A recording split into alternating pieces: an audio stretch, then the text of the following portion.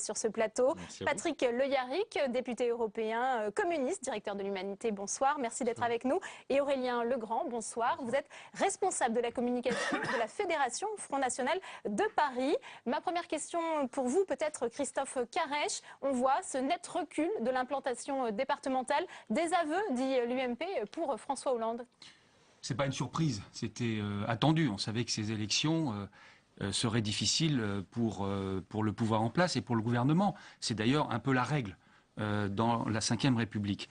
Mais simplement ce soir, ce que je veux dire surtout, c'est que il y a beaucoup de gravité quand même dans le résultat qui s'exprime, parce que il traduit surtout, pour moi, l'implantation de plus en plus forte du Front National. Et je pense que c'est un défi pour tous les partis, pour la gauche évidemment, mais aussi pour la droite. Et donc je pense qu'il faut que l'on trouve effectivement des moyens de répondre à un certain nombre d'interrogations et d'angoisses qui s'expriment à travers ces votes. Sébastien Huyghe, un mot d'abord sur les résultats, parce que la droite ce soir a gagné. Vous parlez de vague bleue ce soir? D'une vague bleue? Oui, c'est une vague bleue. Alors, il ne faut pas faire de triomphalisme. Simplement, nous sommes ravis de ce résultat, puisque c'est la première fois que autant de départements basculent à l'occasion d'une élection départementale, qu'on appelait cantonale auparavant. Puisque la fois précédente, enfin, où, vous savez, le plus basculé, c'était 12 départements en 1998. Là, on serait de l'ordre d'une trentaine, donc on peut appeler ça effectivement une vague bleue, qui est due, me semble-t-il, à une stratégie gagnante qui a été mise au point par Nicolas Sarkozy. C'est d'abord le rassemblement de notre famille politique. Depuis qu'il a été élu président de l'UMP, il a rassemblé l'ensemble des membres de l'UMP pour une vraie famille. Et puis travailler dès le premier tour avec nos partenaires de l'UDI, faire en sorte que nous ayons l'union dès le premier tour. Et donc, c'est lui qui a impulsé cette stratégie et donc ce qui nous a amené à cette belle victoire. Bon, le grand vainqueur, c'est Nicolas Sarkozy, selon vous, Sébastien Huyghe. Patrick Le Yarrick, cette information qu'on évoquait, parce que c'est important, les résultats nous arrivent comme ça, au fil de l'eau. L'Allier, le Val-de-Marne, département communiste depuis 1976, pourrait ce soir basculer. Votre première réaction? L'Allier, c'est une perte de justesse, puisque c'est dans un canton où il manque 48 ou 50 voix. Le Val-de-Marne, je ne peux pas répondre pour l'instant à votre question. Aurélien Legrand, un mot des résultats du Front National, peut-être décevant par rapport au premier tour.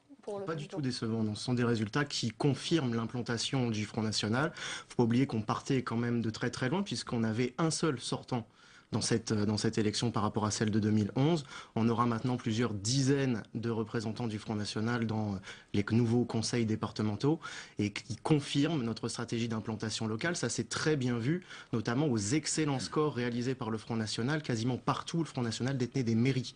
Aurélien Legrand, le Vaucluse, on a vu tout à l'heure Jean-Baptiste Daoulas qui nous disait sur place, dans le Vaucluse, qu'il y aurait peut-être comme ça des alliances, que vous alliez chercher des élus UMP pour élargir votre assise. Vrai, pas vrai? Est-ce que vous avez des informations ce soir dans le Vaucluse? Je vois Sébastien Huyghe qui bouge la tête en disant non, mais sur le terrain, qu'est-ce que vous dites? Mais de toute façon, on fera dans le Vaucluse comme dans tous les départements. Ça a été toujours très très clair au Front National. On proposera une charte et à partir de cette charte, on verra bien les élus qui prendront la responsabilité. Vous allez chercher ces élus, vous leur dites venez chez nous, regardez ce qu'on fait, c'est sympathique? Mais de toute façon, ce qu'on fait, c'est sympathique. Mais on leur proposera un certain nombre de points qui sont pour nous essentiels. S'ils acceptent de les suivre et qu'ils nous donnent des garanties, on verra à ce moment-là si on peut faire un petit bout de chemin avec eux, toujours sous cette condition exclusive de respecter les électeurs du Front National. Sébastien Huyghe, on sait que la pression va être très forte sur les élus UMP, justement, avec cette charte proposée demain sur différents points. On l'a évoqué, la lutte contre le communautarisme, la baisse des impôts locaux, par exemple. Écoutez, la position de l'UMP est très claire. Il n'y aura aucun accord officiel ou officieux avec le Front National. Nicolas Sarkozy l'a dit très clairement et il l'a rappelé d'ailleurs entre les deux tours. Toute personne, tout élu qui ferait un accord, qu'il soit officiel ou officieux, serait jeté dehors. Ce sont ces termes. Et donc, il n'y aura pas d'accord avec le Front National. Après, s'il y a des particularités ici ou là, de toute manière, on ne va pas faire de plan sur la comète. On n'a pas encore tous les résultats. C'est le bureau politique demain qui examinera l'ensemble des choses. 17h. 17h, je me suis trompé dans l'heure. Regardez, écoutez Jean-Baptiste Daoulas, justement, on parlait du Vaucluse, Sébastien Huyghe. Écoutez Jean-Baptiste Daoulas pour des résultats. Non.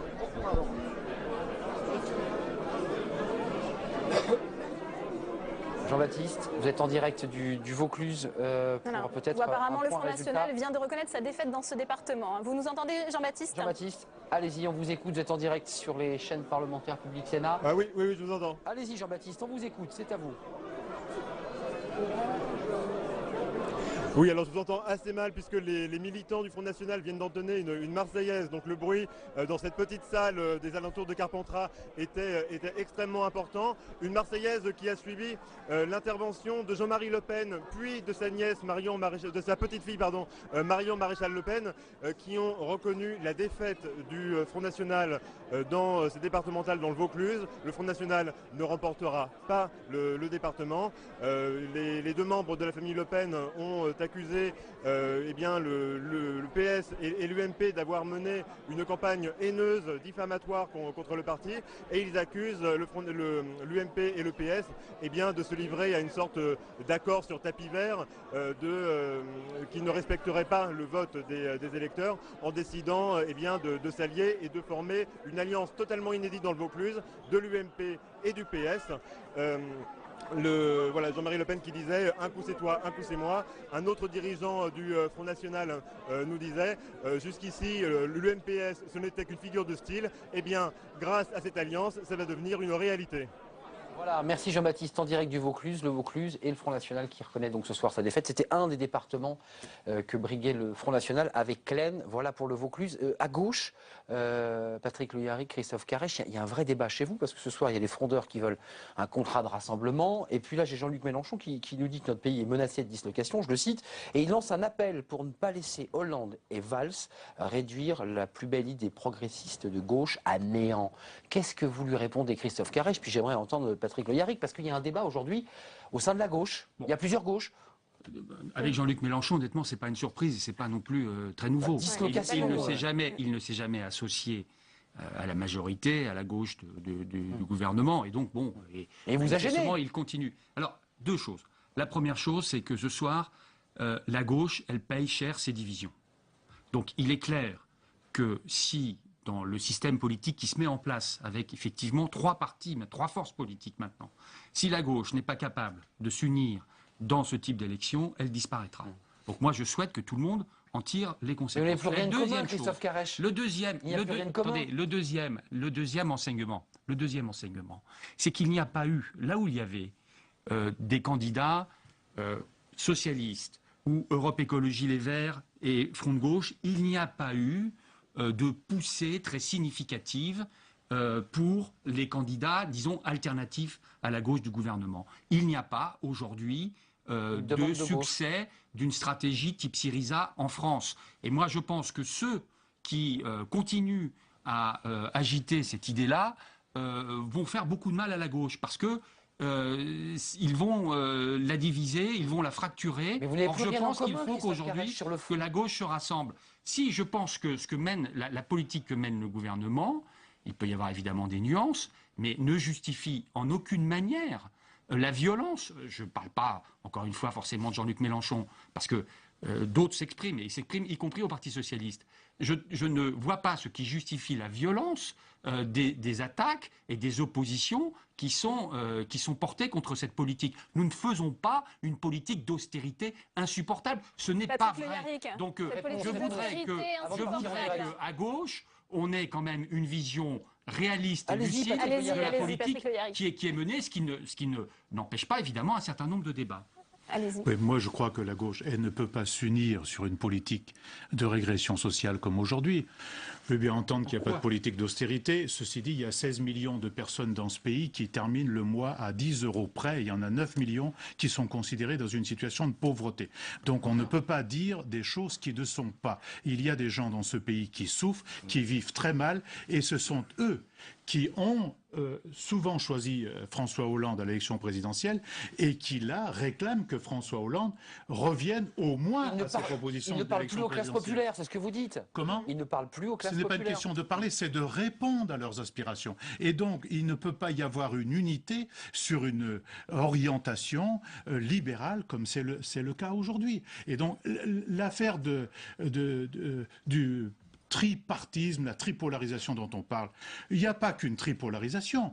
Il y a aussi 50% des gens dans notre pays qui qui ne vont pas voter parce qu'ils ne sont pas contents non plus. Et c'est cela qu'il faut arriver à mobiliser. Et on n'arrivera à les mobiliser qu'en leur donnant du pouvoir d'achat, qu'en agissant fortement sur les questions de la création d'emplois et contre la Patrick précarité. Le Yarrick, je vous propose d'aller à Marseille, où nous attend Jérôme Rabier, dans ce département des Bouches-du-Rhône, avec des résultats importants, Jérôme.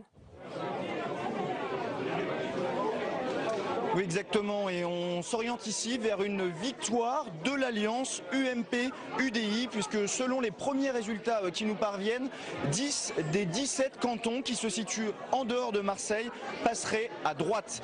Alors que le FN avait réalisé de beaux scores au premier tour, il n'aurait pour l'instant pas transformé l'essai, sauf peut-être dans le canton de Berre-l'Étang, où selon le premier comptage, le FN l'emporterait. Mais il y a actuellement un second comptage qui est en train d'être effectué. Nous attendons encore ici les résultats des 12 cantons marseillais où les bureaux de vote, je vous le rappelle, ne fermaient qu'à 20 h et nous avons donc pour l'instant pas encore les résultats.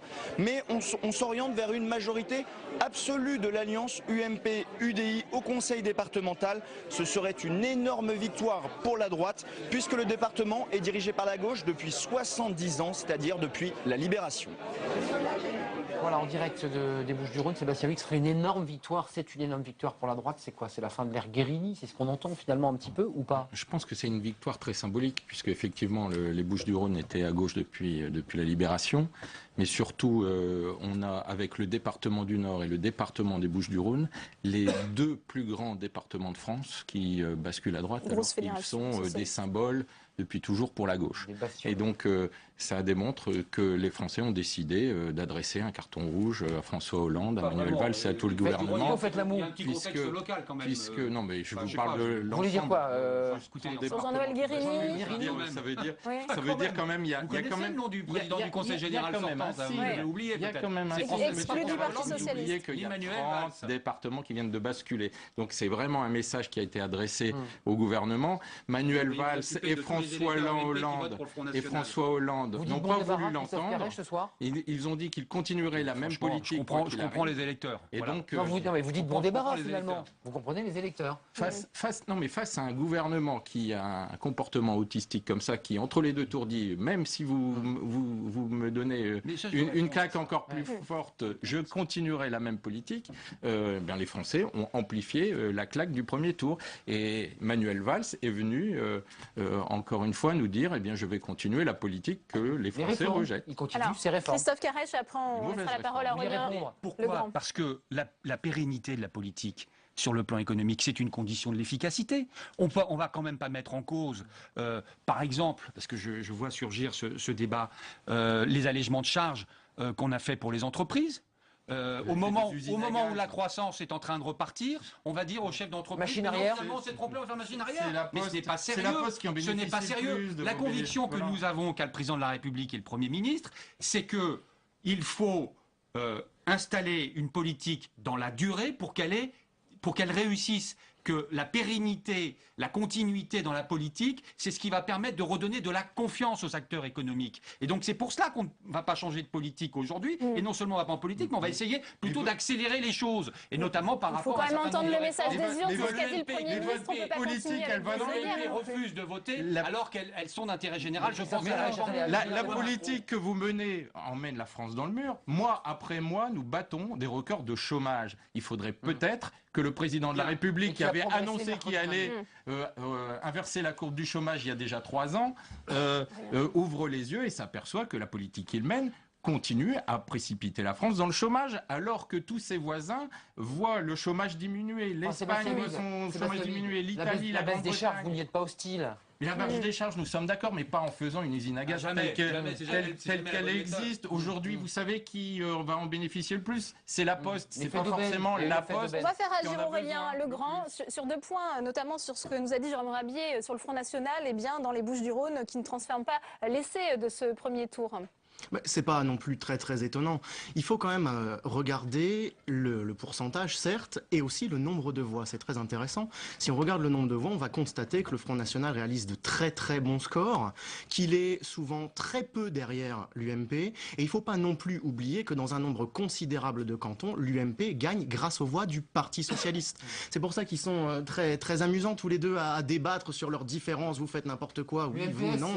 L'UMPS, absolument, il ne faut pas oublier qu'ils ont... Mais vous avez quand même appelé à voter ouvertement pour le Parti Socialiste. Jamais. Vous avez même appelé à voter ouvertement pour le Parti communiste à Perpignan. Non, mais Donc, c'est bien de dire des bêtises, mais à un moment, moment, il faut raconter la vérité aux Français. Oui, que vous avez appelé à voter pour des communistes de préférence. Mais quand même une certaine confusion sur les consignes de vote, Sébastien Huyghe. Que vous êtes désisté dans le Var, dans le Vaucluse, c'est un mensonge éhouté, mais ce n'est pas en l'affirmant haut et fort que ça deviendra une vérité. Réponse. Tous nos compatriotes, Tous nos compatriotes savent bien que la position que nous avons tenue, c'est celle de ni Front National, ni le parti qui fait monter le Front National, c'est-à-dire le Parti Socialiste. Ça a été débattu et c'est la position de l'ensemble de l'UMP que de dire nous ne voterons ni pour les uns, ni pour les autres. Alors, oui. Alors il y a quelques exceptions sur le terrain où peut-être un candidat a décidé de déroger à la règle. Mais ce ne sont que quelques exceptions par rapport à la règle qui a été fixée nationalement et qui s'est présentée dans l'immense majorité des cantons. Et donc le Front National est dans sa rengaine habituelle. On va continuer le débat, on va retrouver Mickaël Zamès en direct de la rue de Solferino, en direct du siège du Parti Socialiste avec la porte-parole du PS, Juliette Méadel. C'est à vous, Mickaël. Oui, avec une question de sémantique qui s'oppose ici rue de Solferino. Alors, défaite, déroute, débac, Bérésina, comment vous appelez ça ce soir? C'est une défaite indéniablement. La gauche a perdu, le Parti Socialiste a perdu. Ça n'est pas une déroute, mais on ne va pas jouer sur les mots là ce soir. Ce qui est assez symptomatique, c'est qu'en réalité, on a bien senti que même si le gouvernement fait tout ce qu'il peut pour mettre en œuvre des réformes justes, elles tardent à montrer leurs effets. Donc les Français souffrent, on en a bien conscience, nous en souffrons. Et maintenant, on va se tourner vers le troisième tour, c'est-à-dire qu'est-ce qu'on fait pour éviter qu'un certain nombre de départements aujourd'hui ne tombent sur des présidences aux mains d'une alliance UMP-FN qui serait dramatique pour le pays. Donc ça, c'est l'unité, c'est le message d'unité qu'a appelé Jean-Christophe Cambadélis envers les partis de gauche, notamment des Verts qu'il va rencontrer demain, du Parti communiste. Oui, parce que maintenant l'enjeu c'est l'union de la gauche, c'est l'unité. Nous avons commencé à discuter. Le premier secrétaire du Parti Socialiste rencontrera les représentants des Verts, du Parti communiste. L'idée c'est comment on construit une majorité pour mener ces exécutifs locaux pour des politiques sociales justes. On a beaucoup entendu ce soir, les frondeurs, comme on les appelle, rue de Solferino, sont assez nombreux avec ce lancement de ce pacte de responsabilité qu'ils ont annoncé et qu'ils ont envoyé un petit peu partout dans les rédactions. Qu'est-ce que vous leur répondez aux frondeurs ce soir? Est-ce que c'est le moment de parler ou pas? Mais on est en train d'y travailler. Le premier secrétaire du parti et son mandat est en train de travailler à l'union avec les partenaires de la gauche. Alors qu'il y ait au sein même du Parti Socialiste des frondeurs qui veuillent un pacte, c'est plutôt un signe d'engagement, d'ouverture, de dialogue. Ce qu'il faut, c'est rester unis. Et c'est vrai que ce soir, on a envie de dire loyauté dans la défaite pour construire l'avenir. Merci beaucoup, Juliette Méadel, qui a lancé donc, elle aussi, un appel aux frondeurs pour rester un petit peu plus calme ce soir. Voilà, ici rue de Solferino.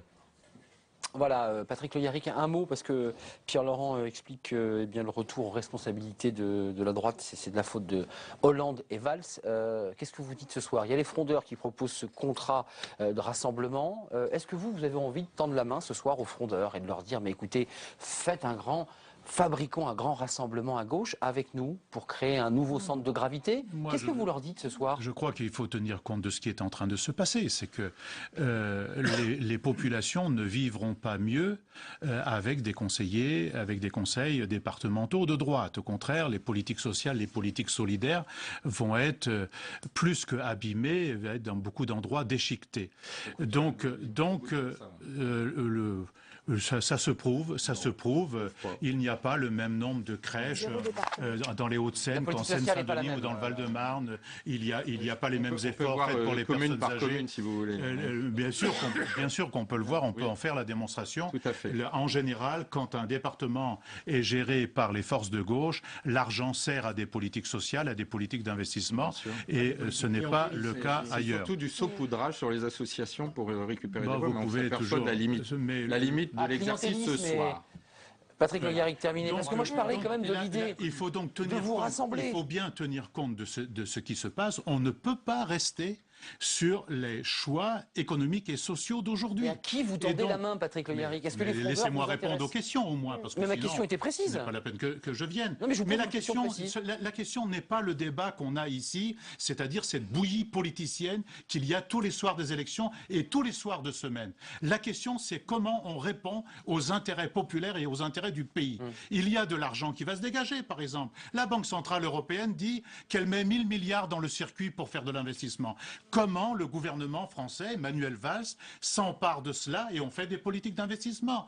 Comment, aujourd'hui, on lutte contre le chômage et la précarité? Est-ce que c'est normal qu'on continue les choix d'aujourd'hui où on donne de l'argent à gogo? Et M. Huyghe, votre formation politique, elle propose, elle, d'en donner plus et de faire encore plus de restrictions budgétaires. Et donc, ça n'irait pas mieux avec vous. Donc, il faut bien voir à quoi sert effectivement l'argent. Est-ce que ça sert Alors, à la Christophe Carrèche, vous êtes interpellé par Patrick Le Yarrick. Mais vous savez, les gens, ils en ont marre que les gens s'entrecoupent. Moi, j'explique quelque chose, je ne vous coupe pas. Alors, laissez-moi terminer, s'il vous plaît. Donc, vous je veux terminer. pas, ça va aller, ça va aller. Oui, mais bien sûr que ça va aller. Mais c'est en permanence ce chababa politicien qui dégoûte les gens. Et d'après, vous ne pouvez pas être étonné que ça va. Je fais de la politique, pas de la politique politicienne. Et donc, ça, ce sont des questions. Est-ce qu'on s'engage dans une haute politique de répartition des richesses et donc d'augmentation du pouvoir d'achat? Les entreprises du CAC 40, elles ont fait 65 milliards de profits, l'essentiel, la moitié de la somme, va à la rémunération des dividendes. Est-ce que ce serait pas mieux dans le pouvoir d'achat des salariés? Voilà des questions qui sont posées. On va pouvoir peut-être avoir des éléments de réponse avec votre voisin, Christophe Carèche. Un système, une gauche aujourd'hui, une gauche du combat, sur cette invitation qui a à envie réinventer une gauche, de revenir à un certain nombre de choses qui avaient été avancées pendant la campagne des élections présidentielles. Quelle réponse apportez-vous à l'interpellation de Patrick Le Yarrick? Et à ma question, n'inquiétez pas de la bouillie politique, c'est de savoir les alliances politiques pour bâtir un projet sur le fond. La gauche et l'extrême gauche. Oui. Je crois que réinventer la gauche, moi j'en suis d'accord. Je pense qu'il y a effectivement nécessité pour la gauche de se refonder, d'actualiser un certain nombre de ces réflexions, etc. Ça, je suis tout à fait d'accord là-dessus. Ce que je veux dire à Patrick Le Yarrick, c'est que aujourd'hui, il y a quand même un certain nombre de réponses qui ont été données au sujet qu'il évoque dans la politique du gouvernement. Ce n'est pas une politique qui a nié totalement la redistribution, c'est pas une politique antisociale qui a été menée. Ce n'est pas vrai. Que ça n'aille pas assez loin de votre point de vue, je le comprends parfaitement. Mais ne disons pas que cette politique, c'est la politique de la droite. Ce n'est pas vrai. Et d'ailleurs, en disant cela, on participe. Oui, mais c'est ce que beaucoup disent. C'est ce que beaucoup disent. Je les entends. On participe à la confusion. On participe à la confusion que vous dénoncez à juste titre. En assimilant, comme le fait d'ailleurs le Front National, entre l'UMP et le PS, ou comme le fait par exemple Mélenchon, de la même manière d'un certain point de vue, eh bien on participe à la confusion. Et donc moi ce que je demande c'est de regarder la réalité des choses. Par ailleurs c'est vrai que les résultats n'arrivent pas suffisamment rapidement, mais nous sommes au moment où précisément on commence à entrevoir une certaine embellie économique. Est-ce que c'est le moment de changer de politique? Alors attendez, avant de relancer le débat, on écoute Alain Juppé, sa réaction, et on va revenir évidemment ensemble dans quelques secondes. Écoutez la réaction d'Alain Juppé. C'est par ailleurs une très belle victoire pour l'UMP et ses alliés. D'abord la victoire de nos candidats qui ont tous fait campagne avec enthousiasme et détermination jusqu'au dernier moment, et j'ai été en soutenir beaucoup. La victoire ensuite de l'unité de l'UMP autour de son président et de ses équipes dirigeantes, et puis la victoire de la stratégie d'alliance de l'UMP, de l'UDI et du MoDem, puisque vous l'avez vu, presque partout, toutes les forces de la droite et du centre s'étaient présentées unies face à une gauche qui était, elle, profondément divisée.